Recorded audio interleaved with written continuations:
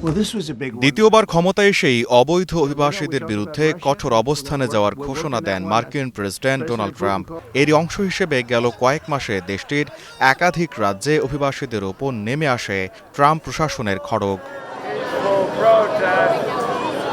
Immigration ও customs এনফোর্সমেন্টের গণগ্রেপ্তার অভিযানের প্রেক্ষিতে কিছু স্থানে ছড়িয়ে পড়ে বিক্ষোভ। এর মধ্যে ক্যালিফোর্নিয়া অঙ্গরাজ্যে ক্ষোভে ফুঁসে ওঠেন অভিবাসীরা। ক্ষোভ রূপ নেয় সহিংসতায়। লস অ্যাঞ্জেলসে স্থানীয় প্রশাসনের জোর আপত্তি সত্ত্বেও ন্যাশনাল গার্ড মোতায়েন করে ফেডারেল সরকার। এরপরও চলে আইনশৃঙ্খলা বাহিনীর সাথে অভিবাসীদের সংঘর্ষ।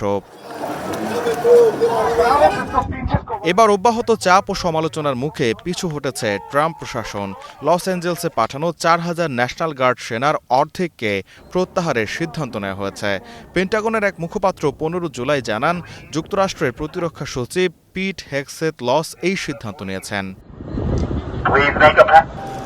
সেনা প্রত্যাহারের এই সিদ্ধান্তকে গুরুত্বপূর্ণ বিজয় বলে মন্তব্য করেছেন লস অ্যাঞ্জেলসের মেয়র কেরেন ব্যাস।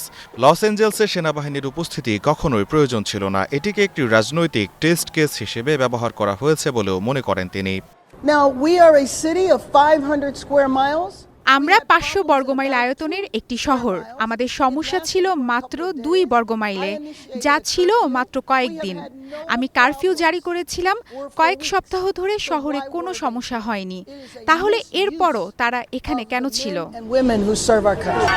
সেনা পাঠানোর এই সিদ্ধান্ত নিয়ে রাজনৈতিক উত্তেজনা ও বিতর্ক তৈরি হয় যুক্তরাষ্ট্র জুড়ে। বিশেষ করে মার্কিন মাটিতে সেনাবাহিনীর ব্যবহার করা নিয়ে প্রশ্ন উঠতে শুরু করে। যদিও পেন্টাগন এই পদক্ষেপকে সমর্থন জানিয়েছে এবং আইসি এজেন্টদের নিরাপত্তা নিশ্চিত করতে সেনাবাহিনী প্রয়োজন বলে দাবি তাদের।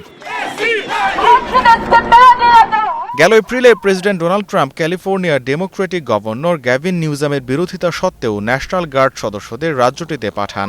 এই সিদ্ধান্তের ফলে পরিস্থিতির আরও অবনতি হয়।